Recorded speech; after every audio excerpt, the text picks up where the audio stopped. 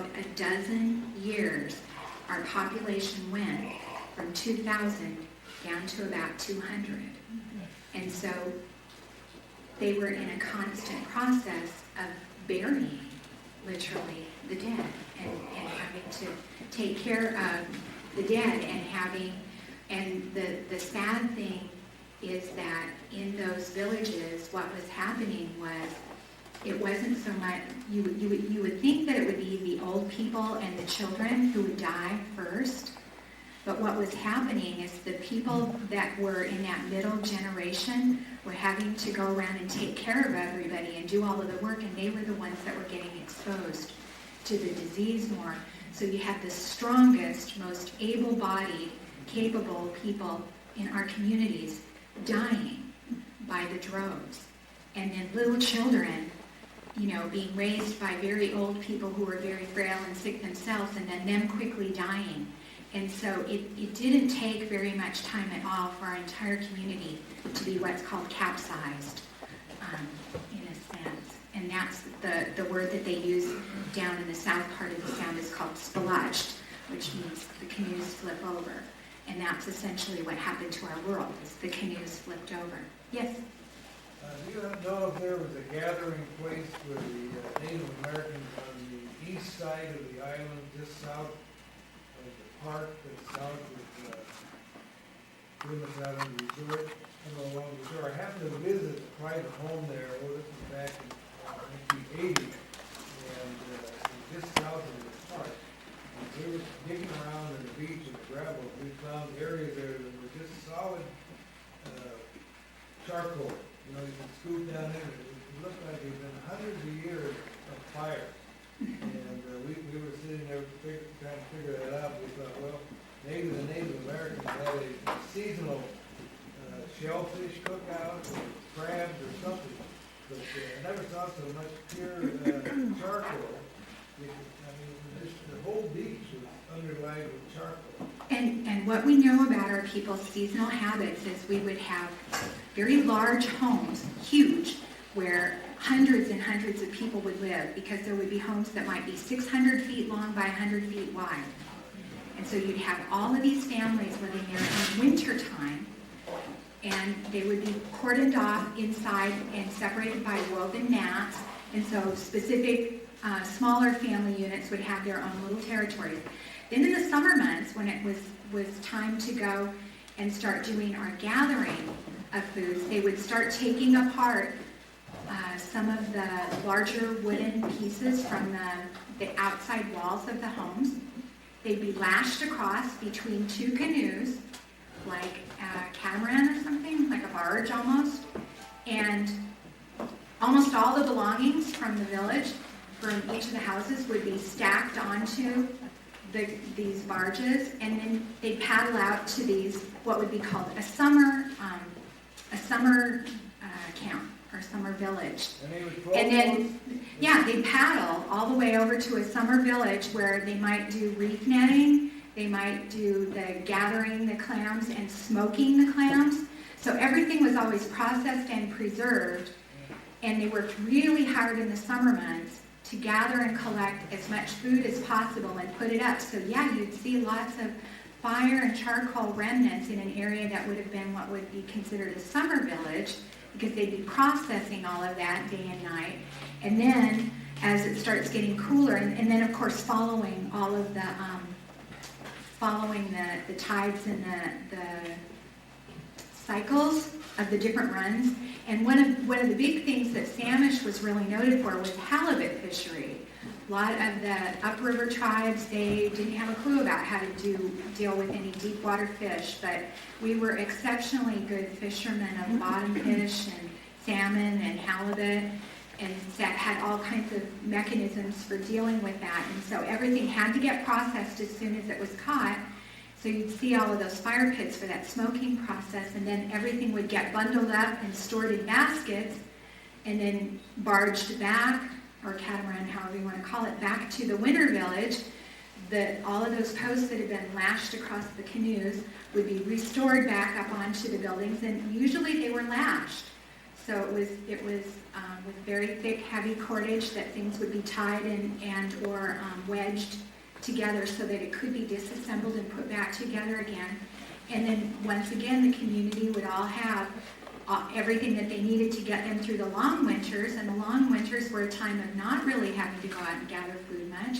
You spend a lot of time hosting other communities to come and visit you for feasts, for namings, for memorials, to honor people that have been passed on for a number of years. It's proper in our culture to come back and honor them again several years later and have what we call a memorial to shed our last tears for that person and let them go on in their life in the other world.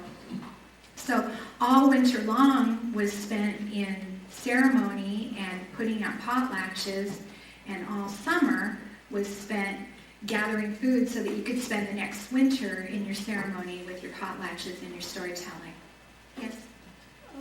Yes, I have been told that out Clark Road there were several sacred spaces that were used by the Indians to come and camp if they were sick. And that these areas were very healing. And this is right at the northern tip of Guemes on Clark Road. And I wonder if you'd comment on that. Do you know anything about that? And that's why I'm sorry that Rosie's not here to tag team with me, because again, I grew up at Lummi and my family was from Samish Island, and so I'm the techno person. And the actual knowledge about specific places in this area isn't something that was passed down in my family. What I can say is that it's true that our people knew and understood the healing properties of specific places, and to this day still believe that there are places that you can go, and in that place the energy or the whatever it is that's in that area has healing properties for you. And so it's places that are sacred, spiritual, healing, whatever. We believe that is true about places, and that we need to very much make sure that there are places that remain pristine and uncontaminated so that people still have the opportunity to go seek that out if they need that for their spiritual healing or for their physical healing, literally. Is there a way to contact Rosie by email or website? Her email is rjames@samishtribe.nsn.us. So rjames. Yeah, and the NSN stands for Native Sovereign Nation. Not MSN. Any other questions? Yes. Snakes aren't really a major animal here. I'm wondering why they became a motif in your weaving. Oh, that's a good question. It doesn't refer to the land. It refers to the sea. There's serpent. The sea serpent is a standard figure in some of our stories. And so there are many of our stories are, and again, I think the word story and the word myth sort of misrepresents what it is. One of the elders in our community that I most looked up to said what we had was literature, a very rich literature full of symbology, and it was also based on fact. So if you can wrap your mind around literature that's based on fact, then there's always a part of any of things that come from our original language. Things are always in the process of becoming. And this is one of those examples about how English is not capable of explaining some concepts, because English is a noun-based language. It's always based on something, and something static, and something doing something to something static. And in the Samish language, and as the rest of our Coast Salish languages, it's a verb-based language. And so the noun is almost irrelevant, because You're never focusing on the object, you're focusing on what something is becoming. And so in one of the Sahakshan language, the people from across the mountains, when they don't talk about the full moon, they say the moon makes herself round. And so it's a very elegant way of speaking. And many of our stories in our literature talk about things that are in the process of becoming something else. So the wolf becomes the killer whale and vice versa. And so in a part of that process, there's a serpent element to that. So I guess that's sort of the long way of winding around that story.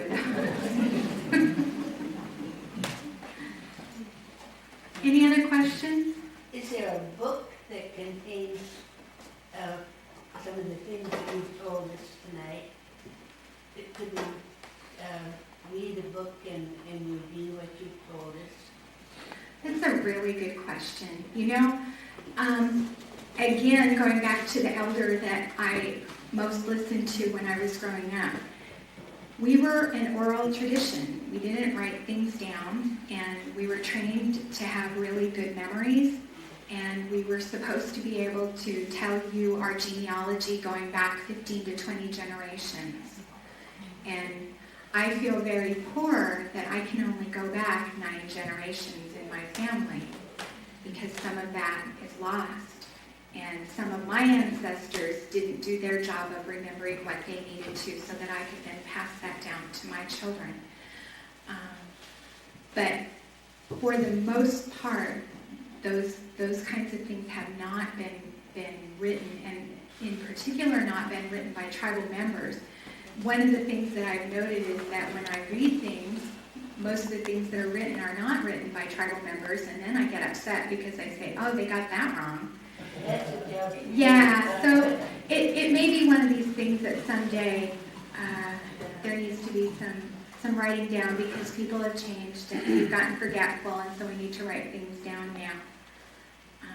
But there, for the most part, it hasn't been. I think we'll line it up now. All right. Any critical questions? I was just wondering, we invited the people that in the heritage here tonight. I just wondered how many of them came. They'd stand up. Wouldn't that be kind of interesting to see? Oh, please, yeah. You are from the first people. They want you to stand up. I'm gonna stand Here.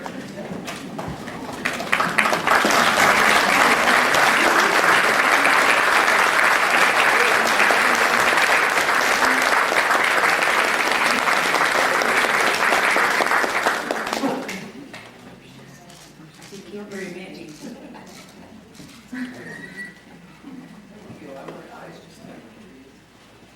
Yes. The Ish in Snohomish and Samish, does that mean tribe of? And that's a good question. Ish refers to not necessarily tribe of, but people or person. So it doesn't directly translate into that word. It's like a suffix that has that meaning of saying from them, basically. Although, if you stumble across somebody that you haven't seen in a long time and you're surprised by seeing them, you say, Ish! Is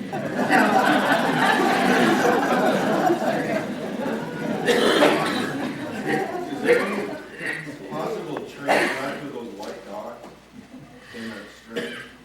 That is another excellent question. That one part of the research that's been happening both here and with some of the findings that were from over at Ozat, from the mudslide that happened there, they're trying to do DNA comparisons of those dogs, like from the mutton pelt and then from the bone fragments that they have from Ozat.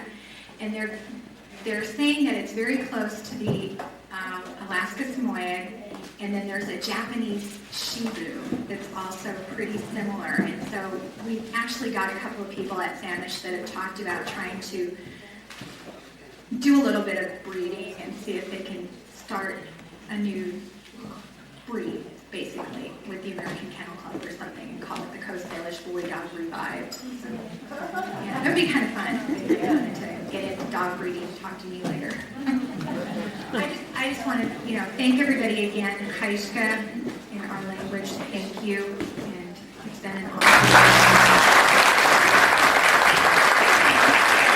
Two words about the Historical Society.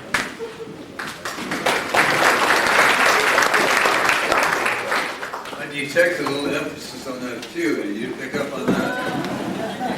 I'm Bud Straub, and I was invited to be here and do a little bit of whatever, introducing some of the group that came with me, and I think I'll do that first of all. My sister Alice Brooks, stand, we recognize Alice. Dr. Brooks, Tom Brooks next to her. He's not a Guemes Islander, but he married one. Don Strom, stand and be recognized, and I'll call upon him. He has more information firsthand about the native population here. He married one, and his sister married one, so we are an example of the intermarriage that took place between the white folks, if you pardon my saying that. Leslie, by the way, that was a wonderful presentation. You're representing an organization that is obviously happy to have you because you're really doing a great job. I was so impressed with that. Those are people that you may want to know about because they all are graduates or near graduates of Guemes Island School District number 21. I matriculated all 8 grades, and then we moved off the island, so some of them did not finish. But we take great pride in being part of that program. Because of that, I was invited along with some of them early on when this historical society was begun. 4 years now from this. I'm just going to read this kind of quickly so you can understand something about us. I feel like I should be you instead of us, but nevertheless, having been in on the first part of it and being a native, I love that word. It was called upon to do this. It was founded in 2002 in May. The purpose of Guemes Island Historical Society is to collect, catalog, preserve, and display the oral histories, papers, photographs, artifacts, and any other materials that document the history of the island. The organization was established with the assistance of Alex Dunn. Many of you probably remember him. He was with the Antiquarians Museum and provided invaluable guidelines and technical help. The Guemes Island Community Church was graciously offer us meeting space in Fellowship Hall the second Monday of each month at 7:30. The public is always invited. The society has begun taking oral history. Am I getting an echo? My hearing aid picks up sometimes those conversations better than the ones that I'm talking to. But I guess they were just competing. This is the 4th Memories Night presented to the community. So you're a part of that. Tapes are available at the library and Anderson store. I think you know where that is. A full-size mural of early Guemes newspaper editor Charles Gant has been installed as a joint venture between the store and the society. I was looking through an old article in the Antiquarians Mercury, I think, or maybe it was the American, where my dad had put an article in there to be sure, and Charlie Gant's name was mentioned in something that took place. It's got to be 80 years ago, maybe 90 years ago, and that little article is kind of interesting that he took the interest in Charlie Gant. The Society now has some 80 copies of Gant's newspapers. The Society created displays for the 90th anniversaries of the Community Hall and the church in 2004. We are looking forward to documents and photographs from island organizations and families. That's where you come in if you're not a member of it. Including phone books, posters, t-shirts, lists of island school graduates. A mapping project has started based on interviews. We would like to write monographs and perhaps a new book on island history. I haven't written mine yet. People say, when are you going to write your book, Bud? Well, one of these days. The goal is to someday have a historical museum, either a separate building or as part of an expanded community center. Volunteers are needed and charitable donations are always welcome. Current active members include blah, blah, blah, blah, blah. The Indian graveyard I saw many times up this, if any of you know Jim Morrison, that graveyard is just 150 yards maybe from his home now. And as a boy growing up here, we saw that Potlatch building almost in its original appearance. And I could sketch that for you so you can see that. And about half a dozen living structures on the hillside behind that. Pete Bones' place. We always identified places by the names of the people that lived there because they lived there usually forever. I mean, until something happened when they died. But that's where that Potlatch building was.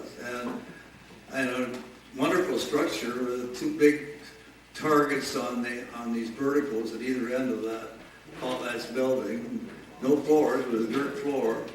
And it faced south.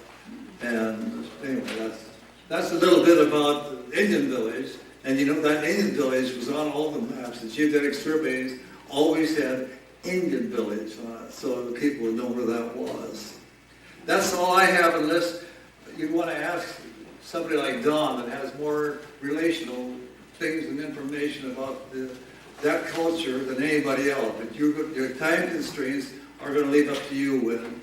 And while I'm here, I thank you for inviting us over that wonderful food, this wonderful time. I can see from this crowd that comes that they're interested in the history of Guemes Island. Dog Island, I love it.